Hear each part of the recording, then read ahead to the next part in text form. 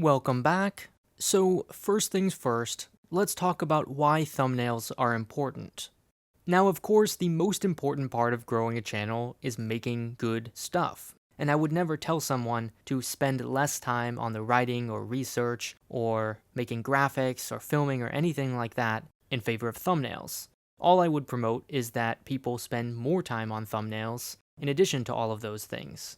Because the unfortunate truth is that no matter how much time and energy you put into research and writing and graphic design, none of it really matters if no one clicks on the video in the first place. You have to grab your viewers' attention before you can impress them with your great ideas or graphic skills or all of the above. Thumbnails are your first and most important chance to stand out, especially when your channel is new, it's growing, no one really knows about it. It's your opportunity to entice viewers to come watch. So people ask me, well, how did your channel take off? How did you get from just making videos with 10, 20, 30 views to where you are today? And the answer is, I didn't have to pay for any kind of advertising because that is the magic of YouTube. The algorithm advertises for you. Now that doesn't mean it's easy, it just means that if you do the right things, of course there's a luck component, then YouTube will place those ads for you, meaning recommended videos. So the way it works is that YouTube is happy to basically buy billboard slots on your behalf, meaning place your thumbnail all over people's YouTube pages because it wants people to watch more YouTube, obviously. And that's how a lot of channels kind of grow exponentially, is they get that one thumbnail or one topic that really does well, and then all of a sudden the algorithm really likes them and puts them all over. So if all you really have is a billboard, this is your resume, your CV, your interview presentation. It's everything in one image convincing complete strangers that your video is worth watching. Thumbnail is more important than tags, descriptions, even the title. Now, as your channel grows and you get more and more subscribers, the billboard kind of takes on a secondary purpose. It becomes more of a branding exercise. So you don't just want to attract new viewers, treating the thumbnail as kind of a billboard like I said before, but you also want to communicate to your existing subscribers, people who are already watching your videos, that this is one of your videos, and give them a sense of what to expect. So Apple is a huge company, everyone knows they exist, and they're big enough now that they don't need to spend a bunch of money and time and effort convincing people they exist and are big. At this point, what they're doing with new products is signaling to their existing fans, well, this is an Apple product. You already know what that looks like, and so here's another one. If you like those, here's another product you'll probably like. And that's what your channel and your thumbnail should be doing, rather, as you grow on YouTube, is communicating both to new people, well, this might be something you'd be interested in, but also to people who already like your stuff, here's more of what you love. So you have kind of two things to balance at the same time. And it's about maintaining those early viewers just as much as it is getting them in the first place in that early growth phase. So that's the why, the answer to the question, why spend so much time on thumbnails? Well, in essence, because that image is your video's marketing. It's how you get new viewers and keep the ones you already have. So now let's transition to talking about the what. What makes a good thumbnail exactly? So I've pulled up a few of my educational YouTuber friends, and we'll go through them one by one, explaining why their thumbnails are so great and so effective. Now, if you're looking for inspiration, I recommend going to standard.tv, and there's just a ton of creators here, including myself, so chances are if you click on a random one, go to their channel, you'll find some great inspiration, kind of get your creative juices flowing. Let's start off with City Beautiful. This is a channel I personally love. It's about city planning, cities, and sometimes through a gaming lens. Now you'll notice with his thumbnails that they are pretty consistent and pretty simple. So there's not anything super advanced or complicated going on. There's basically two elements to the thumbnails. First of all, a photo or two in the background, and then there's a design element, which is the title or shortened version of it, in front of this tricolor graphic element. So he kind of does two things at once, which is if you don't know his channel, then you'll be intrigued by this pretty eye-catching image. But if you're already a subscriber, then this font combined with these three colors will make you remember that this is City Beautiful, so it's simple and effective. So next is polyphonic. Now this is a great example of thumbnails as art. Every one of these thumbnails are beautiful. They look like album covers, and in many cases they are based on album covers because he covers music topics, or they look like posters like that you'd put up on your wall. Now there's some differences from City Beautiful in that there's less consistency. Of course there are some consistent elements, like for example, the background tends to be darker, black background or gray, but each one is more distinct. Here's a channel called Mustard. It's an aviation channel, and the reason I bring it up is to show how consistency can be accomplished in many different ways. So in City Beautiful's case, it was through those 3 colors. And in this case, there aren't any kind of color consistency necessarily, so much as a general art style. You just need to communicate to existing subscribers, this is one of your videos. But how you do that, that's up to you. Next is real engineering. Now what I love about these thumbnails is that there's such good consistency, but every thumbnail is visually interesting. Almost everyone uses this blue branded color, and it really communicates very well to viewers. This is real engineering whenever they see that video pop up in their subscription feed. But the other thing is that every once in a while, he can mix it up with a different color or different style, like with this one, and it really catches your eye, gives it a special distinction, and is very effective. Now we're going to talk about 2 more channels which kind of prove the same general point. First is Tirzu, and the second is Lamino. And both of these thumbnails you'll immediately notice they're quite simple. These are not super complicated thumbnails, and in the case of Lamino, they're super simple to the point of often just having one color in the background and one object in the front. And the point here is that you don't have to go overboard. I've made this mistake many times myself of thinking your thumbnail is going to be huge, but the truth is most of the time your thumbnail is going to be displayed very small, and often very small on a tiny mobile device. So make your thumbnail simple. Make it as scalable as possible so that whether it's small or big, people can still read the text, get the gist of the topic. In the case of Tirzu, it accomplishes this goal even if you can't exactly see what the element is in the thumbnail. So if you don't recognize what this animal is, it doesn't necessarily matter if you're an existing subscriber because you see these black, white, and yellow colors in this arrangement and you know instantly this is a Tirzu video. Let's talk about Alt-Shift-X. Now you'll notice that these thumbnails are extremely simple, white background, black text that's huge, and then just one face or one object off to the side. You can see by the views and by the number of subscribers, good does not equal complex. Alt-Shift-X probably doesn't have to spend hours and hours working on the thumbnail, and the thumbnails are still effective. So here I've kind of distilled everything we've talked about into a rough list of the things you want to watch out for. This is not necessarily comprehensive, but we'll expand upon all of these in future videos so that you know what each of them means, and we can start working on the actual creative process. Welcome back. So in this video we are going to start the creative design process, and that begins with brainstorming. So I'm going to be using my iPad to sketch some ideas, but feel free to use a piece of paper or whatever works best for you. So as an example, let's take my Trader Joe's video. So this is a video about the grocery store Trader Joe's, and we're just deciding how can we translate this video into a rectangular image. So the question is, what kind of style or theme or object fits best? So we're just going to be brainstorming different ideas. And this might take a long time for you, that's okay. So Trader Joe's is a store. Stores have layouts. How about that? So that could be an idea. What if the thumbnail was kind of a top-down view of the store layout with all of the aisles and the cashiers and stuff? So that's one idea. Store layout. We'll write that down. Another idea, Trader Joe's has kind of a unique style of packaging. They do all of their own branding. So the thumbnail could actually be one of their products in their packaging style. Okay, so that's another idea. Thumbnail as packaging.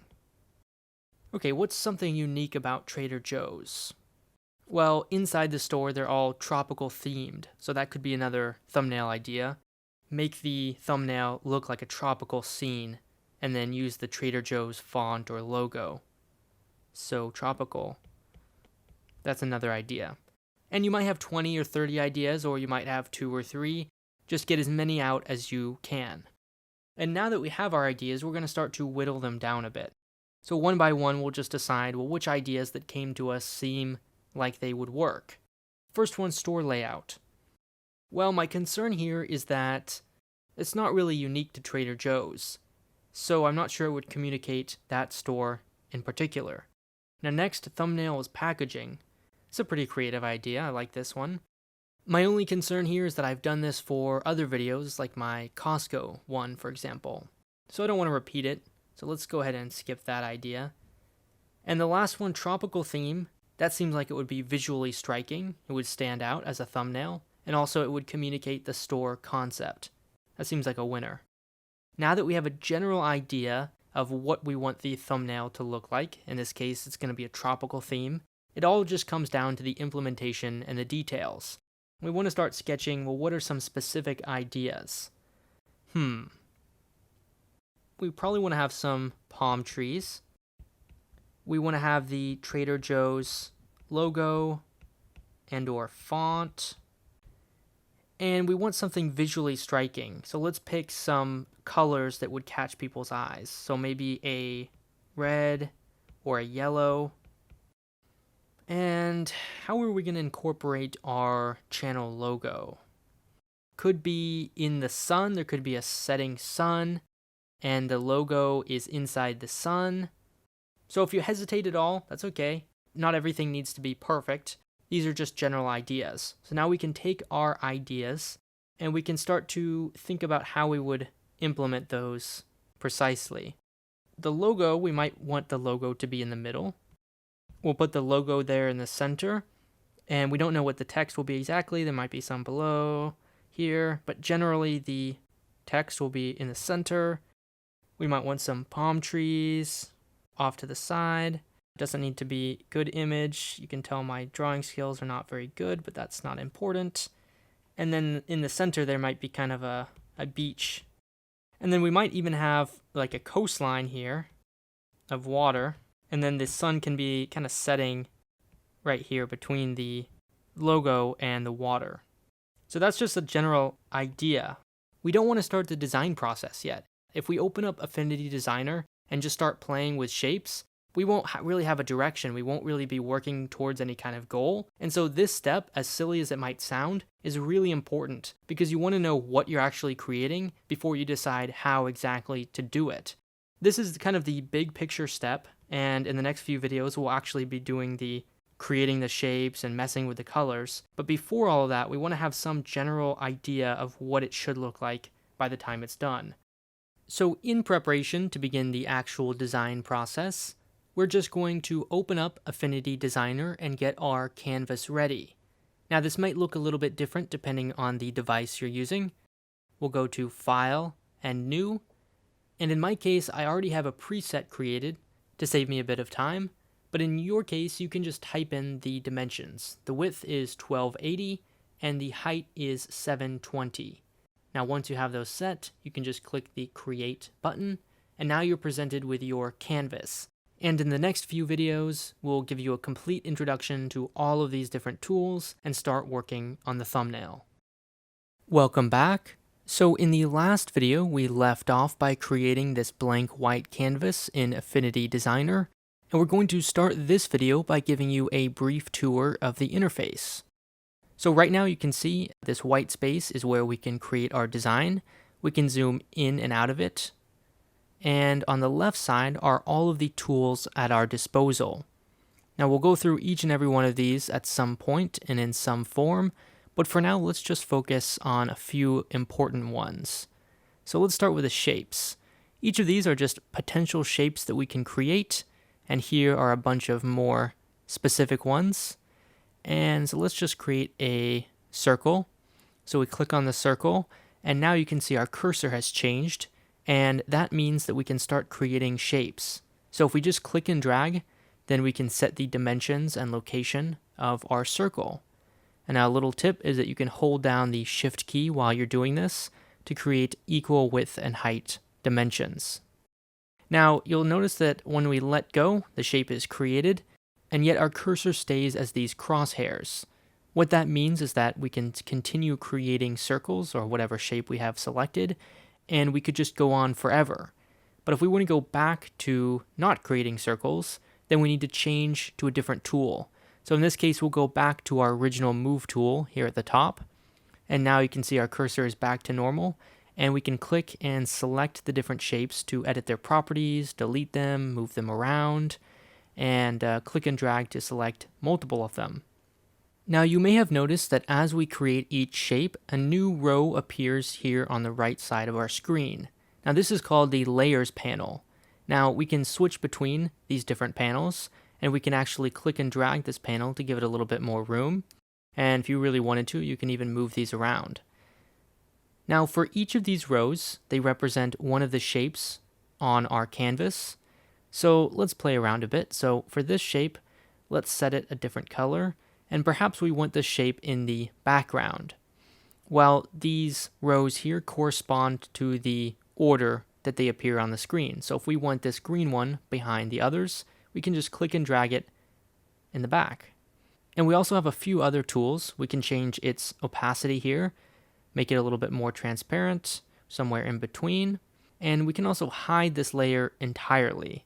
We can also click Command L or right click and lock it so that no matter what we do, we won't move it around. So for example, you might want to create a background, and then you might want to lock it in place so that you don't accidentally move around the background. So we can just move that to the back and Command L, and now it's locked. We can also rename shapes, which is useful when you're dealing with a very complex design. So we can double click here on the ellipse in this case and just type in, green shape or whatever you'd like. And whatever shape is selected here, or multiple of them, or from the Layers panel, we can now change its color over here on the top right section of the screen. Now you'll notice that there's actually two different options here. There's a donut, which represents the outline around the shape, and then there's the full circle, which represents the fill color. So if we want the fill to be blue, then we'll make sure we're selected on the full circle, and then we can choose a different blue that we like, and then we can click on the outline and change it to whatever color we want. Now you notice that the outline is quite small, so we can change that up here, stroke, and then we can click on this button to change its size. Now let me just say I'm aware that this is a lot to take in, and I don't expect you to memorize every button and feature all at once. The idea here is just to give you a general sense of where everything is located on the interface, because I think if you have a panel with 100 different buttons, it's kind of overwhelming not to know in any way what they do, even if you only end up using, for the most part, 10 or 20 of them. So let's continue with our tour of the interface. Now, a lot of these different buttons here at the top are only available when we select one of our objects. So let's do that, and let's explore what these do. So all of these are about aligning our different objects. So we can select all of them and say we want them all to be aligned here at the top. Well, we can see this blue line represents the alignment. So if we click that, all of them will jump to the top. See? So all of them are lined up according to their fill right here. And you can play around with these. So for example, these space the different objects out. So we can put them like this, and if we want them to be spaced out, we can select all of them. I'll shift click this last one since I can't reach it, and then we can distribute them equally vertically. And here are our different options, which basically do what we did earlier of moving the different layers around. So if we want to move one to the back or the front, we can click on it here or in the Layers panel, and then move it to the front, or move it to the back, or just move it forward one space or back one space. So notice what happens in the Layer panel as I click on these buttons. Over here we have the different flip options, so we can flip it, which you don't notice because it is symmetrical, or we can flip it the other way, which you just notice by the handle. But for example, if we rotate it, then you'll notice the difference. and then we can rotate it by 90 degrees in any different option. And these options here have to do with snapping. So that's a little bit more advanced and we won't play around with these buttons quite yet. But to give you a general sense, as we move these shapes around, you'll notice that they have these red and green lines. Those are helping us align our different objects together, but we won't get into that yet. Now finally, here in the corner are 5 different options that have to do with compound shapes. And I would argue these are some of the most useful features in the entire application if you know how to use them. So let's talk about those in depth. So I've brought in these 3 icons here to help illustrate why these 5 features in the top right corner are so fundamentally important. Now we're going to design each of these 3 ourselves, and we're going to start with the house. And you might be wondering, well, how do we create a house shape when none of these shapes over here on the left tools panel look like a house? And that's the magic of those features. So if we break each of these down, they're just combinations of these other basic shapes. So for the house, we just look at this and we'll notice that, well, this is a triangle at the top, and this is a rectangle, and it's got another rectangle cut out of it. Well, that's pretty simple, right? So we can just choose the triangle, click and drag roughly here, and we've got some weirdness going on. What's happening is our stroke was turned on, so we'll turn that to no line style, and then we can adjust this. So I'll click the move tool and move this down just a bit. If you have any trouble with the snapping, then you can just use the arrow keys to move by just a little bit. We're good there. And so now we can move to our rectangle tool and click and drag that to create it. And let's set the opacity down a little bit so that we can see through it to create our other rectangle. And I'm going to click Command D to deselect this shape so that we can create a new one. And now I'm going to just create this other shape. So if you were really in a pinch, then you could just set this shape to a white color and basically achieve the same effect that we're about to accomplish. But that doesn't really illustrate the usefulness of these tools, so bear with me. What we want to do is create a new shape based on these 3 shapes we have here. So for example, let's imagine that our background is actually a gradient, and we want it to show through this door here. Well, we can't show the same gradient on the door, so we need it to be transparent, but just in this box. So now you see the dilemma. So actually we need to subtract this rectangle from this one. And the way that we do that is by clicking on the move tool and then selecting this one and this one. So we'll hold down our shift key. So now we've got both of them selected. You can see here on the layers panel. And then we go up here to the top right, and it's this subtract button. Now, the one that is subtracted from is the bottom layer. So because our white rectangle is on top, it will subtract from the blue rectangle below it. So that's correct. And now we'll click subtract. Now you actually don't notice any difference visually because our background is white, but say we put something in the background, you can see that it actually shows through this rectangle here. So we have made a difference. And lastly, we want to combine this shape with this shape, so we'll do the same thing. Select this one, hold down shift, and then select the second shape. Both are selected here in the layers panel, and now we can click add. So now we have a new compound shape that looks exactly like we want it to. So we did it. We've recreated the first shape. So the reason I chose this second Instagram icon is that there's actually a bunch of different ways you could recreate this and achieve the same result. So we'll just choose one different way for variety than the way we did it the first time, and that is by creating outlines for all of these different shapes, with the exception of this circle. So we can zoom in a bit. And the first easy part is that obviously this is just a little circle, so that won't take much work. But for this one, we're going to be creating an outline. In other words, a shape that has no fill, but only has an outline. Let's Command C to copy this shape and Command V. So you can see a new shape appeared in the layers panel, and this is just to get you practice. You could just as easily have created a new circle here on the left side. And then we'll click to the move tool, and we will position this one where we want it. And I'm clicking and dragging this, And I'm actually holding down the Shift and the Command keys to make sure that it's centered and stays proportional. So I'll move it into that white space, and then we're actually going to go up here and make it no fill. So click on the fill, and then this little button sets it to be no fill. So now actually it's a shape, but it has no fill and it has no outline, so it's invisible. So I'll Command Z that move, and then for the outline, we'll click on the donut, and we'll change it to whatever color we want, something different. And then we can change the stroke size, remember, here at the top. And actually, it's doing something funky, so we can play around with where that outline is started. In this case, we want it to start on the outside. Notice that difference. So we can play around until we get the result we want. Great. So we've got our first two shapes. And the last one is actually a rectangle.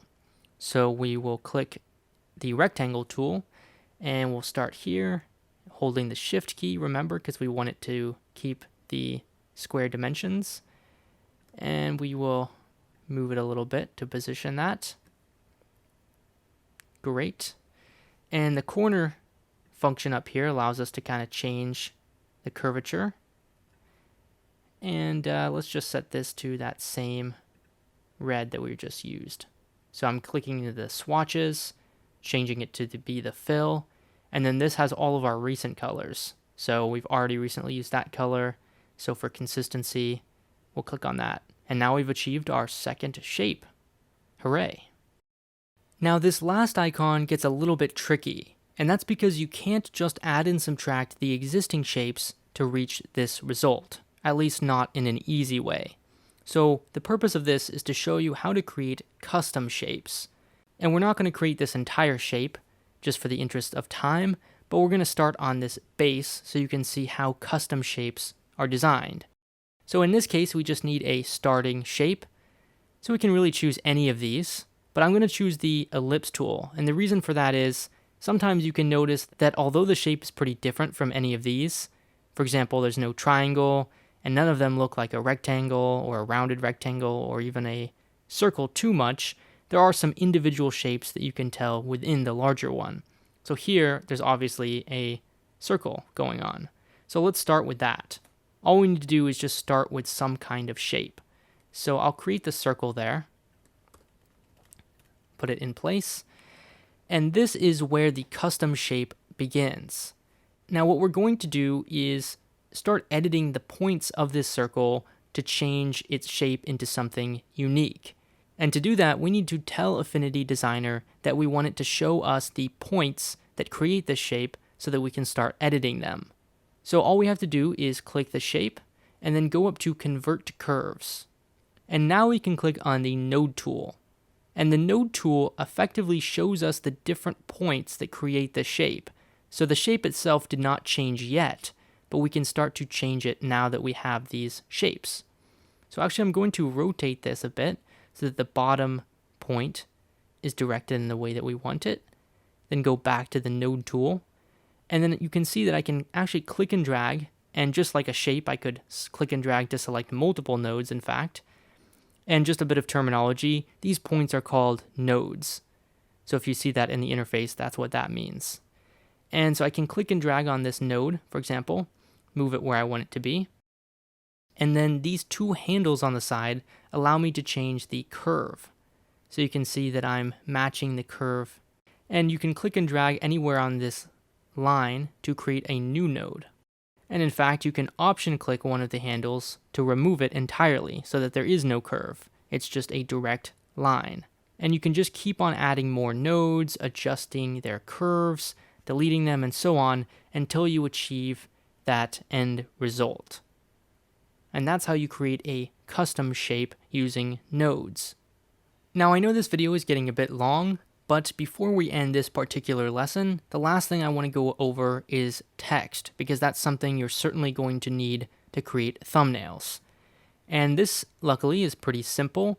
There are two text options here on the A button, and the one that you'll probably be working with is the basic one, which is called the Artistic Text tool. And it works just like any other shape. You select that tool, and then you just click and drag to create it. And then at the top, we can change its properties. So if we click the Move tool to select all of the text, then we can move it around, rotate it like any other shape, and we can change the font, and of course all of these different options. A cool thing you can do is select your text and then convert it to curves. Now we ran out of room for the convert to curve button here, but the easy way to do it is holding down Command Return, and that turns it into a group of shapes. We can ungroup it with Command Shift G. Now we have each letter as an individual curve, and we could edit these just like any other shape by going into the Node tool and clicking and dragging around.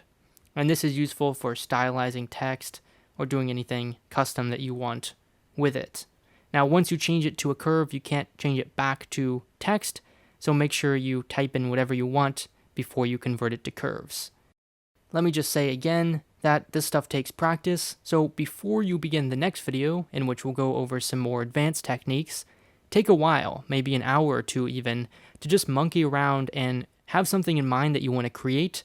A good place to start is a simple icon shape, and then try to recreate it, and just play around with the interface, because that first-hand practice is necessary to achieve that mastery level, which results in good thumbnails.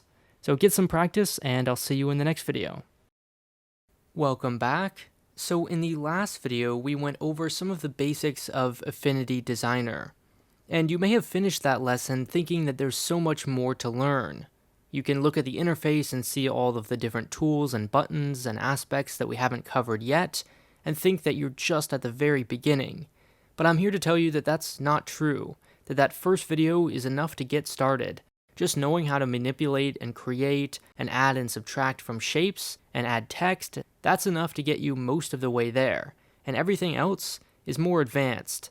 And I say that just to encourage you that everything you're doing past that point is something extra that will help make your videos even that much better. So in this video, we're going to go over some of the more advanced features and tools, building off the stuff that we've already covered. So I'll proceed with the assumption that you've had some time to practice in between the last video and this one. And if you haven't, that's okay, but I would strongly encourage you to pause this video, open up Affinity Designer or whatever other application you're using, and just practice playing with the different tools, the shapes, everything we've covered, and just generally get to the point where you feel comfortable creating a new document and designing something pretty basic. Now, as you could probably tell, I left out teaching you some of the other tools and details of the application, just in the interest of not overwhelming you. But this video is intended to be kind of a hodgepodge of the things that we didn't cover in the last video that I think would be useful in introducing you. And it's worth noting that we won't cover everything, because I'm trying to balance giving you enough information to get started, but also making it accessible and not too much all at once. So with that in mind, let's open up Affinity Designer and go over some of the other different features. Alright, so the first thing I've pulled up is one of my previous thumbnails. And this video was about the SAT, the exam that Americans take to get into college. And the thumbnail was designed to look like one of those answer sheets. And as part of that, I wanted to recreate a paper texture to make the background look ever so slightly like a piece of paper. So it's kind of subtle, and if you zoom out, it's not quite as apparent. But in the background, if we zoom in, you can see that there's a subtle texture going on. And that's something that you might want to do in your designs, not necessarily for a piece of paper, but just to texture the background. So I've pulled up a blank canvas here, and before we can place that texture, you want to find it online. Some of them will be images, some of them will be vectors, but you just want to Google, or wherever you find your images, search for paper texture, or sand texture, or desk texture, and then we'll go down to the bottom left and click on the Place Image tool. And now we can choose that image and place it on our canvas. So in this case, I'm going for kind of a halftone look that you'll see sometimes in like a retro poster or something. And I'm just going to align it on the canvas, and I'll Command L to lock it in place.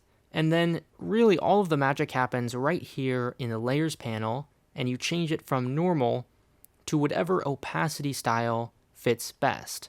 So you can just hover your cursor over all these different options. Many of them don't seem to have much effect on this particular design, but you're just picking something that looks the way you want it to. And all of these are just playing around with how this layer interacts with the layers below it. So in this case, that rectangle background. And then we can play around with the opacity a bit further. And if you have some kind of shape or design in the background, so just as an example, we'll place this here. And then you put that layer below your textured, you can see the textured layer applies on top of it. And if we change that style, you can see that it will have a different effect. So for example, on saturation, it won't change the background in this case, but it will change the shape. So just play around until you get the desired effect, and then we're done. Another random thing that you might want to do is play with the actual shape of the thumbnail. So for example, you might want to create something like a rounded rectangle as your background, the size of the canvas, change the corner, and then pretend like that is the shape of your thumbnail, while not including anything on those corners. You could also do a page curl, for example, as if it's an actual piece of paper. So for that, I'll create a rectangle, copy and paste it, and turn it. And what I'm about to do is subtract this top rectangle, which I'm about to turn blue, from the white one to create that triangle that we want. So for example, this white could be the space that we're pretending is below or beneath this actual thumbnail. And then we can create the page curl effect by rotating that one. And, we can choose something maybe a little bit darker to simulate the back of the page. And then switch to our node tool, click on this one, and then add those handles. And actually, if you hold down the option key while you move a handle, it doesn't affect the other one. So right now, if I click and move it, the other one moves to adjust the curve to make it smooth. But instead, if I hold the option key, then I can move this one independently and make it look like the page is being turned. And I can click on the special effects and maybe make a outer shadow for the background so that it looks like it's 3D. And then place this on top of it. So that's a page curl effect. And while we're on that subject, it's worth noting that that effects panel is really useful. It's really worth just checking out and playing around with. You can do all sorts of fun stuff. You can create a shadow, an inner shadow, an outer glow, and so on. All of these things are generally to make the object in question more 3D.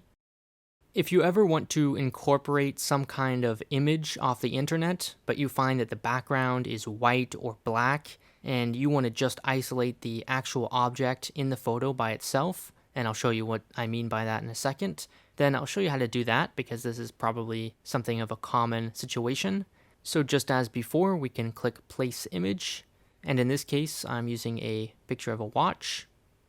Then click and drag to place that image. And we don't want this white space around the watch, that's what I mean. So if we use that opacity tool like before, then we can actually use it to isolate the white background.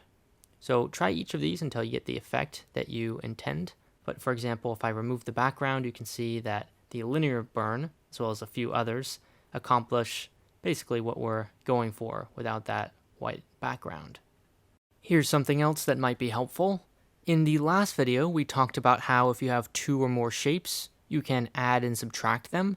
So for example, if I just want the middle part of this triangle shape here, then I can create this new shape. I've made it blue here to distinguish it, and then place it over the star, and then select them both, and then click on this button, for example, to just get the middle button, so that we've created a new compound shape from two of them.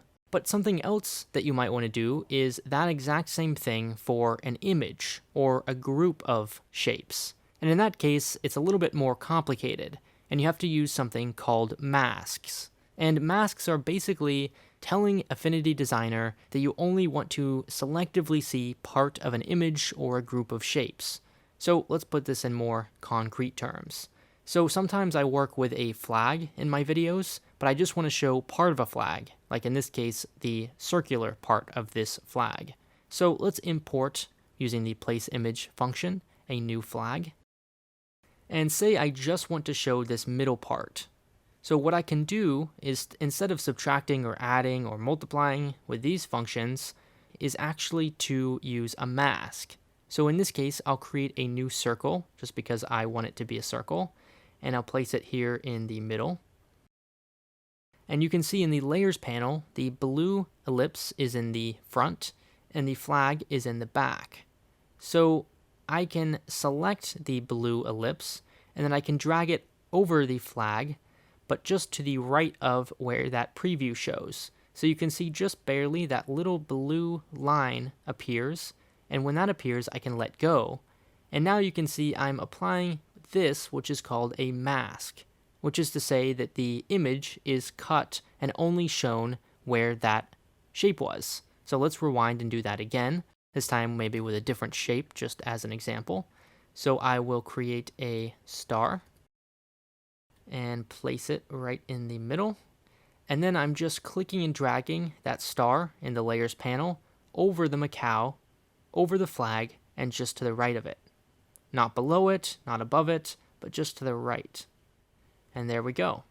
And you can do that to all sorts of images or groups. So you can see I've done that here. If I delete this mask, you can see that there's an entire flag there, but I've just taken a circle and I've just selectively shown it like that. So that's a useful tool that you can use for all kinds of different things. A few other random things is there is a great gradient function in Affinity Designer. So if you select a shape or any group of shapes, then you can click and drag to create a new gradient. And you can choose whether it's linear or elliptical or radial and so on. And that just affects how the gradient is distributed. And if you click on this square, or rectangle rather, on the top, while you have the gradient tool selected, then you can click on each end of the spectrum of colors and adjust it how you see fit, and just play around with that. You can even change the opacity, so you can get all kinds of cool effects. So 2 more ideas I'll mention in this video, just to give you a starting place to practice on your own. The first is custom text paths. So imagine you have a custom shape like this one, or for that matter, any shape, and you want your text to follow the path of the outline of that shape. So this is kind of a bad example because we probably wouldn't want text to follow this weird shape, but you can imagine a situation where, for example, the page is curved in some way and you want the text to follow that curve for decoration. So you can click on that shape that you want the text to follow its path, and then click Layer at the top, and then Convert to Text Path. So it's kind of a hidden feature, but once you start typing there, it will follow the path of whatever shape you had selected. And these triangles allow you to change the start and end positions and move that around to your heart's desire. And the last idea is the pen tool and the vector brush tool. So both of these things kind of accomplish the same thing, but in different ways. The pen tool allows you to click and add a new node to a new custom shape. So you can just make something random and new, and then it just gets treated as any other shape. You can change its fill and outline and so on. And this is useful especially if you're trying to trace some kind of object. So if you want to recreate something, then you can import it into Affinity Designer, lock it, change its opacity down a bit, and then just click to kind of follow its path and recreate that shape yourself. Another thing you can do on that note is the vector brush tool here. And that is basically the same thing as the pen tool, but it's a smooth curve. So it's like you're drawing on the screen, like with a stylus, for example. So you can adjust the width and the opacity and make it more stable so the curves are smoother. And I use this in my videos to simulate a pen. So for example, if I'm trying to cross something out on screen, then I'll use the vector brush tool and then cross out like this, and then kind of just adjust it to where it looks exactly like I want it. So that's kind of a handy feature. And with that, we'll end this advanced design video. Again, just like last video, I'd encourage you to take what we've just talked about, apply it to something more concrete on your own, and then come join us in the next video with that new understanding. Welcome back. So at this point in the course, I want to step back and take a moment to reflect on everything we've learned thus far. We started by breaking down what exactly makes a thumbnail good, and we gave examples from current channels. And then we moved on to some of the details of how to use Affinity Designer, as well as some graphic design concepts more generally. But I'm aware that a lot of the different things we've covered might feel kind of separate or independent, and that you might not have the confidence yet to actually apply these lessons and make a great thumbnail. So this video is about piecing together all of these disparate parts into one cohesive process to show you from start to finish what the process actually looks like in concrete terms. So I've pulled up a thumbnail that I made in the past. This is kind of an older thumbnail, but I think it turned out pretty well, and it's fairly simple but effective, I hope, and that makes it a little bit easier to break down.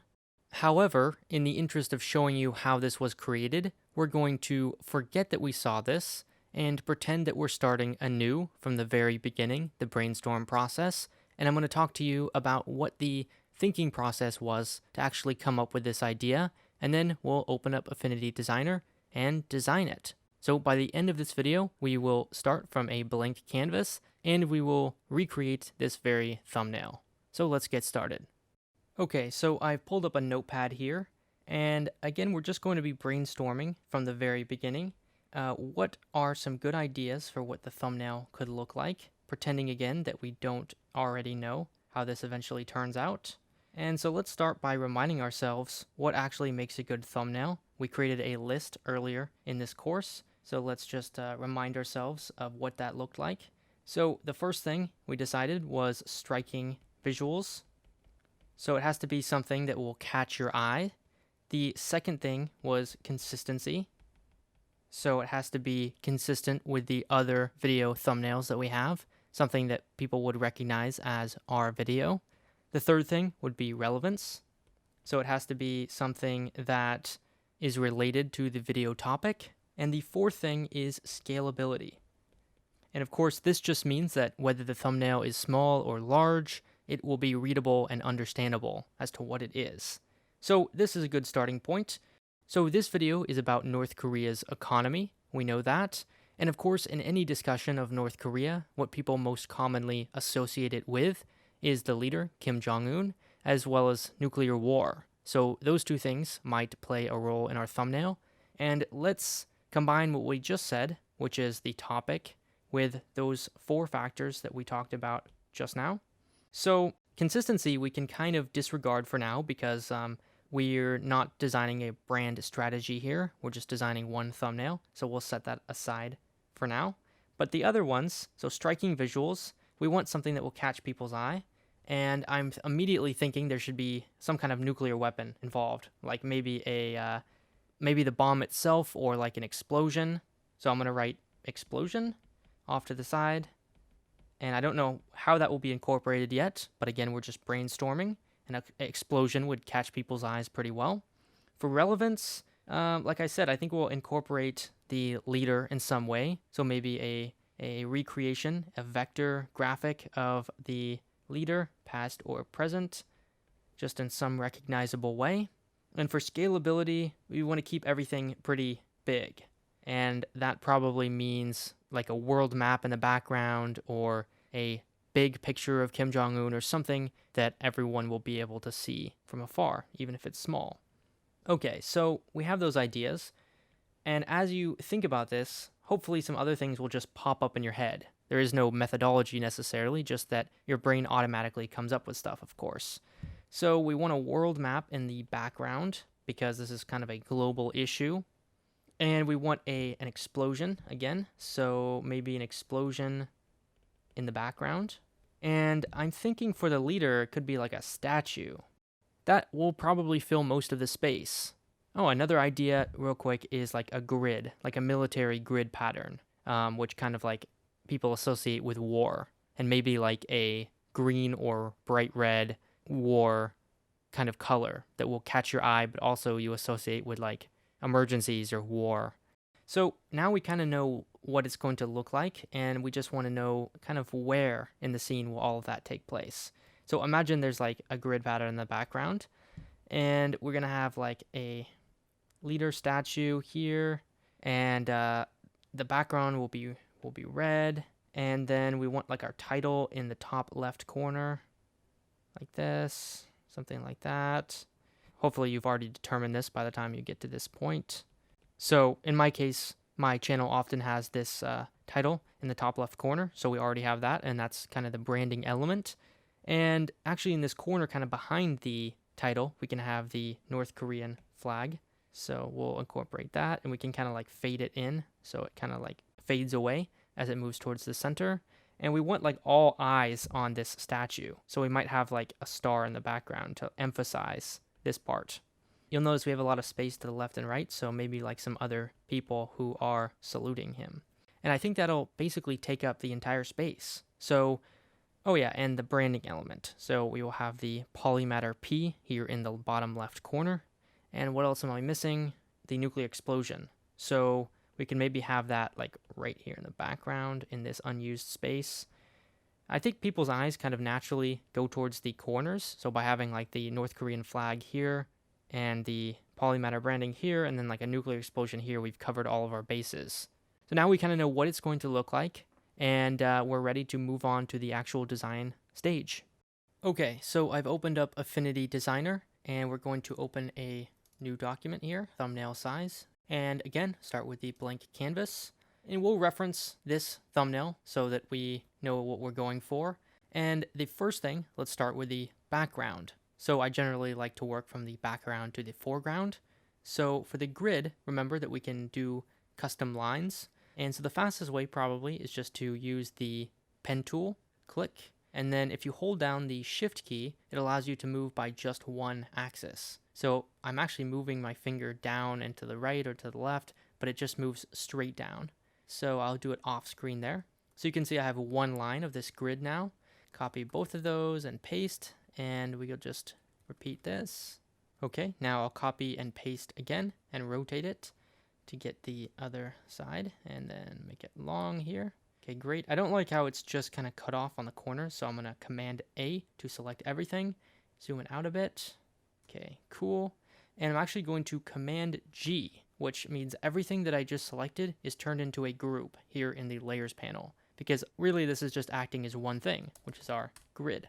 So we'll just piece it together for convenience. And now in the Stroke panel, we can kind of play around with how thick we want it to be. Okay, so we've got our grid done, and actually we want it to be semi-transparent, just kind of in the background there. And it looks like we're going for kind of a red color, so let's bright red color. So I'll make a new rectangle the size of the background. Oh, one more thing just for convenience is I'm going to right click on grid layer and exclude from snapping, because we just created a ton of different lines and we don't want any object to snap to those lines. So I'm going to move the rectangle to the last layer, so it's in the very, very background. And we're going to find some kind of red that works for us. I think we picked kind of a darker red, so it looks like ours is a little bit brighter. Okay, so the way we did it is by having a shadow on the edge. So we've got that color, and we might want to adjust it later. But for now, what we can do is copy and paste this rectangle, put it on the top, and then we're going to set it to have no fill, but only an outline. So a black outline, make it bigger, maybe about that big. See, what we're going for is kind of a shadow coming out of the corner. And then we're going to change the opacity a bit. And in the effects panel, turn on the blur and just blur it a bit. So you can see it kind of turns into like a shadow as we do that. Cool. So you see how it's starting to come together. Just keep playing with it until you get the desired effect. Cool. And next we have the world map. So for a lot of these different things, it would be super time consuming to like trace a world map. So actually I downloaded these off the internet, and I would encourage you anytime you want to use something that's too complex that would take like hours and hours. So download those off the internet. Of course, be careful that you're allowed to use them, but there's lots of resources online. And in my case, I've downloaded some. So I've opened all the files here, and we're going to just extract them as we see fit. But some of these you actually could make yourself pretty simply, like this one. You could get a photo of a person saluting and then just trace it using the pen tool, for example. So you don't necessarily need to download stuff off the internet, but in the interest of time, we will. And so we'll start with the world map, and I just found this online, and we just want to extract the map itself. All right, so I'll copy that map over to the other tab here and make it a bit bigger, holding down the Shift and Command keys while I do that to keep the proportions right. Set it to a black, and I believe we have it kind of like a darker color like that, something like that, right? Right, so it's coming together pretty well. And I'm going to move that underneath the shadow effect, and let's just check in how we're doing here. Let's start with the flag. So the flag is going to be simple because we just downloaded this off of the internet. So I'm going to select everything, copy it, and paste it over here. Command G to group it and rotate it a bit. So we're just going to put it here in the corner. And a tool that we didn't talk about, but is so simple that we don't necessarily need to, is the opacity tool. So clicking on this glass here will allow you on any layer that you have selected to click and drag just like the gradient tool, but to affect the transparency. So you can do something like this. What else? So let's do the title and the branding element. So what we've got here is a rounded rectangle with no outline and a dark shape, dark color rather. And this is very imprecise because we're going for speed here. And we'll adjust the corner radius to something like this. And let's start adding text just to get that frame. Change that to white. Make it a bit smaller. Let's check in how we're doing here.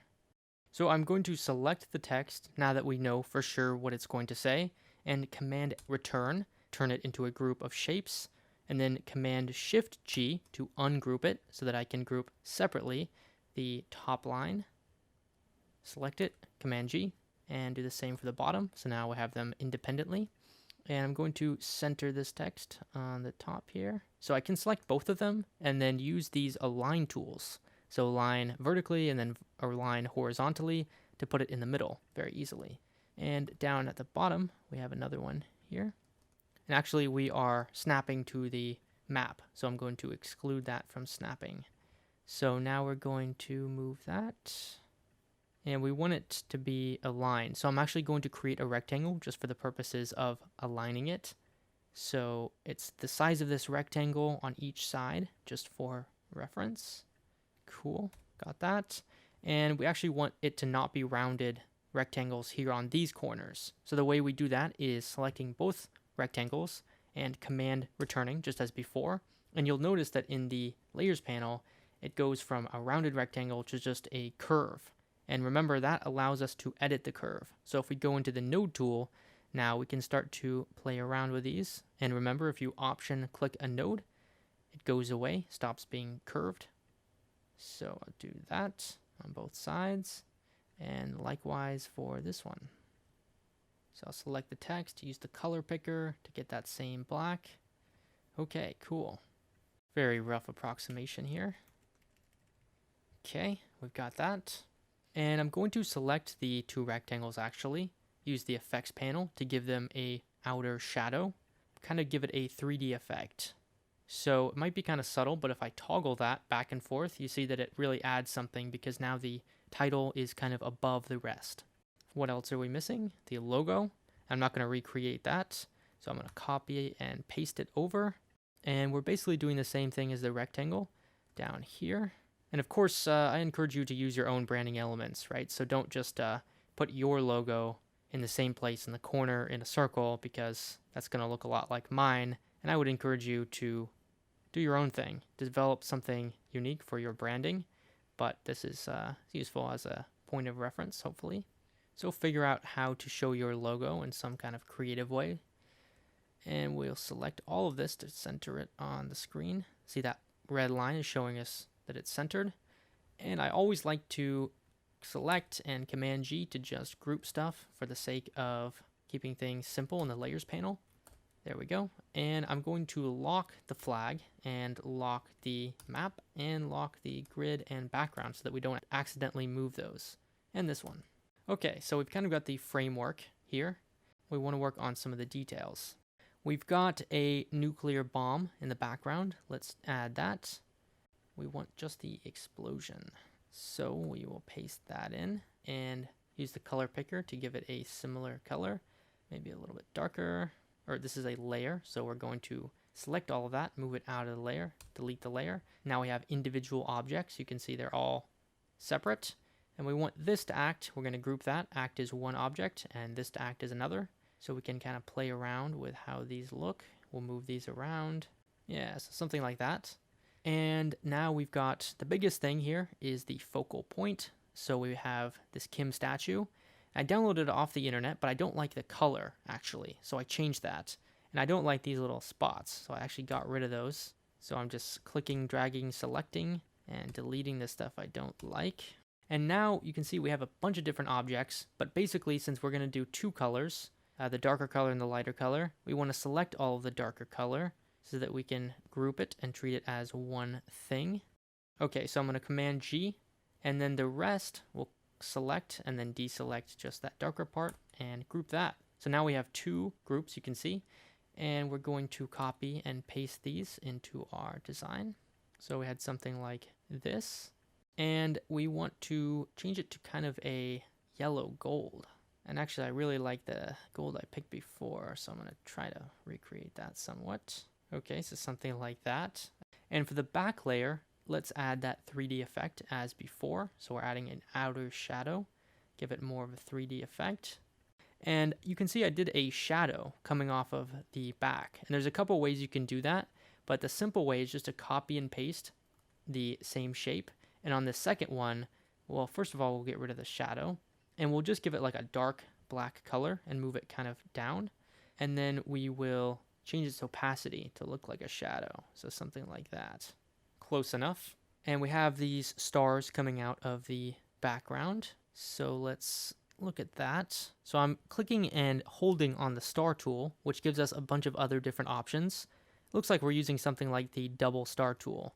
So I will put that in behind him in the layers panel. And it has all these different options here. And we had kind of like a bigger one. And the last thing really is these people. And that's going to be pretty easy. So I just found these.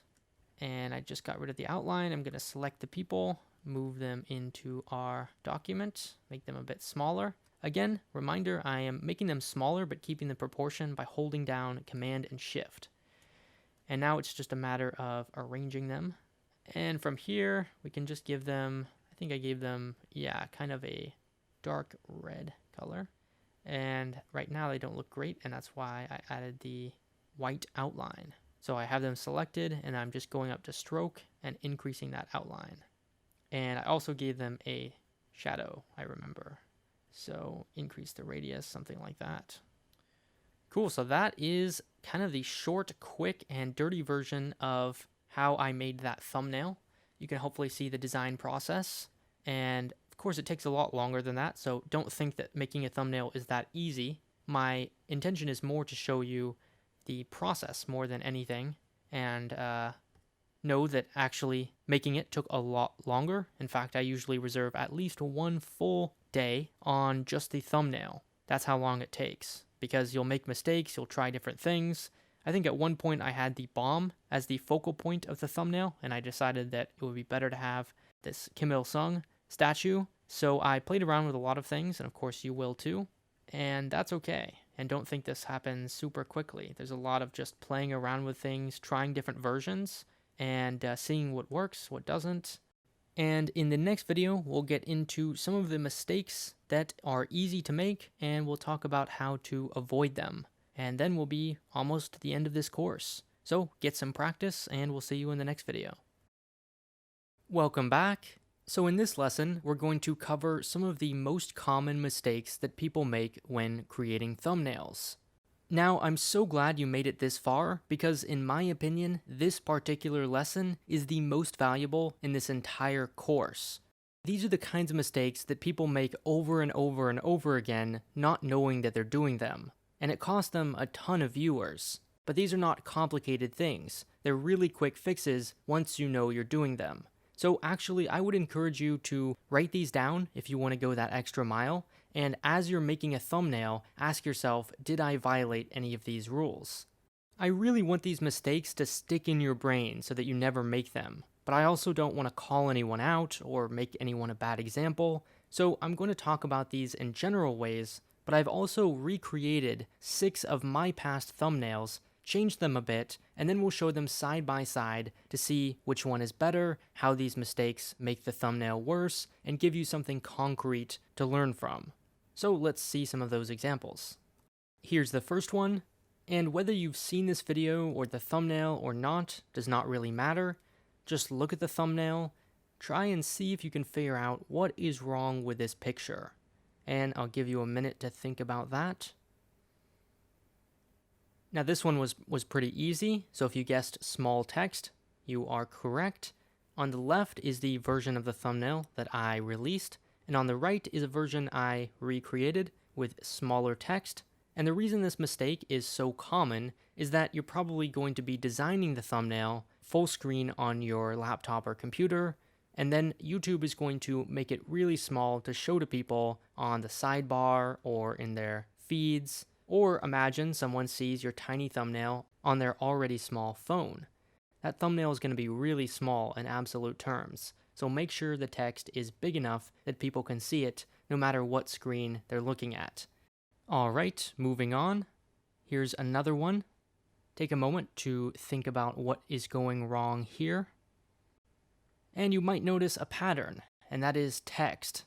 In this case, there's just too much of it. And text tends to be the most common source of problems for thumbnails. Either how it's laid out, how much of it there is, what the color is, stuff like that. So it needs to be very clear in a moment's notice. In the case of the right thumbnail, that's a full sentence. And if you're having trouble coming up with that shortened version, like the one I use on the left, well then write out the full version, like on the right, and then pick it apart until you can get the most crucial elements, and then reproduce that for the thumbnail. And one extra step you can take is try to introduce some visual variety and emphasize the important parts by maybe making it capitalized or bigger or a different color. Alright, here's a third thumbnail. And of course your mind is immediately going to say this is black and white, but I'll give you a hint. That is not the main problem here. There's nothing wrong with black and white thumbnails, but there is a problem with this specific version. And the answer is there is not enough contrast. So there's no problem, like I said, with having just a couple colors, keeping it simple, but there isn't enough contrast or difference to tell every element of the thumbnail apart. So for example, the text doesn't really look distinct from the rest of the image, and my logo doesn't really look distinct. Nothing is really grabbing your attention. It all just looks kind of the same.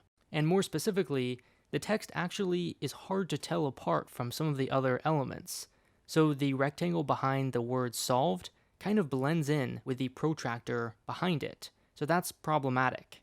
And for some thumbnails, contrast is so low that you can't actually even read the text. So obviously, that's a huge problem. Here's another example.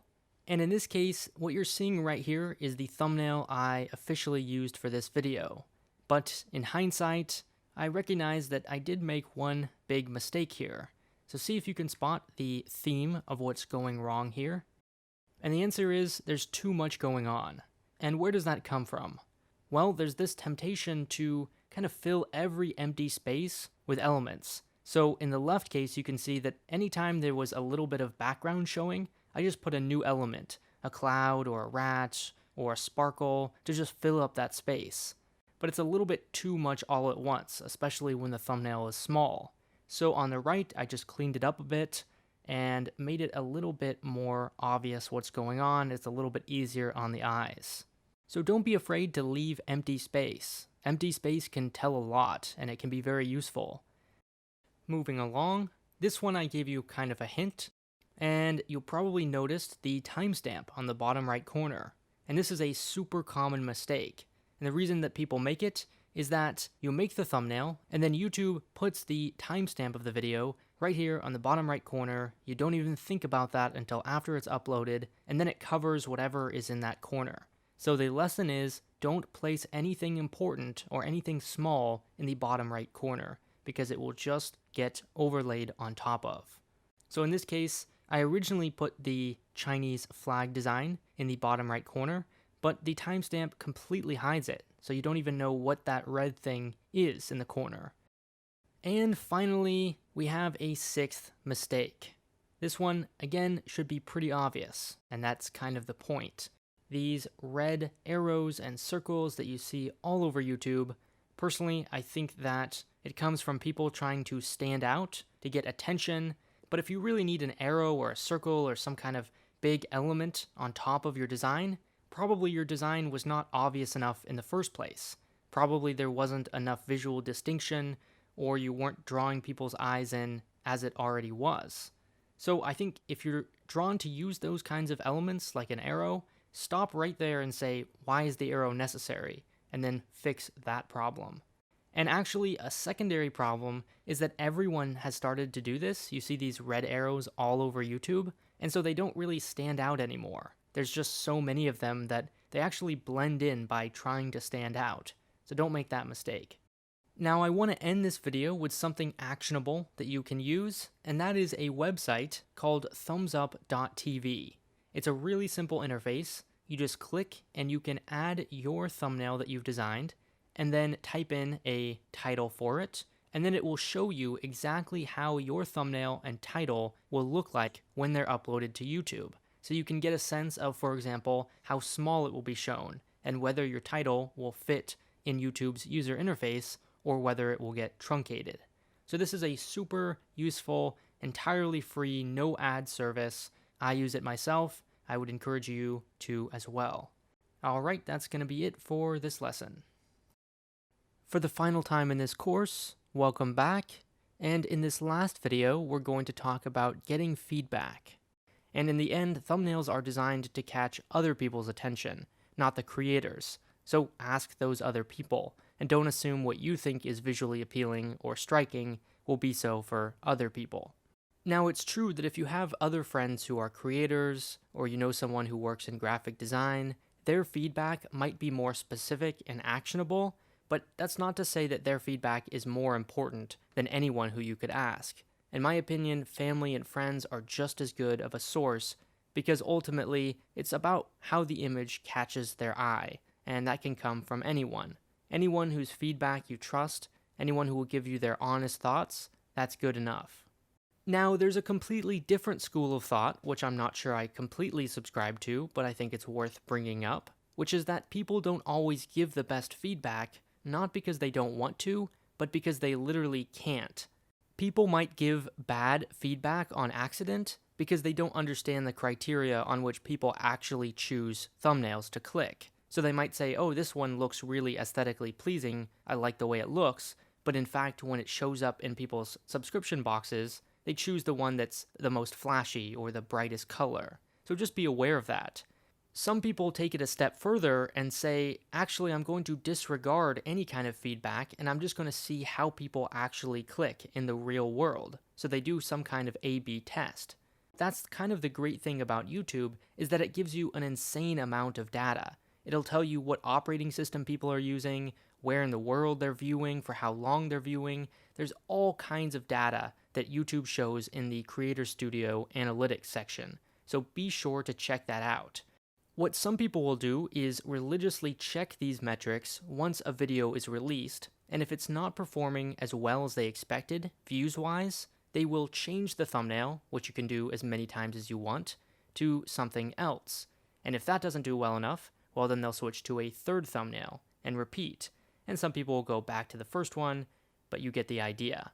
So that is one option, that's one strategy. If you're more of the analytic type and you're okay creating multiple thumbnails, well, you can switch them out and see which one works, and then stick with whichever one performs best. And that's not for everyone. Personally, I prefer to ask people explicitly, but there's different strategies here, and to each their own. And with that, we conclude this course. Thank you so much for taking it. I really, really sincerely hope it was useful for you, because I can remember when I first started out YouTube, there's a long period of no views, just kind of flatline with no feedback, and that can be very discouraging. So if nothing else, I hope this course gave you some amount of confidence or motivation to get started, keep going, and practice. I wish you all the best in creating your own channel. If you haven't already, I welcome your feedback for how to make this course better, and consider this course page a friendly place to post your thumbnails as you work and practice on them, get feedback, and find fellow creators. So, thank you.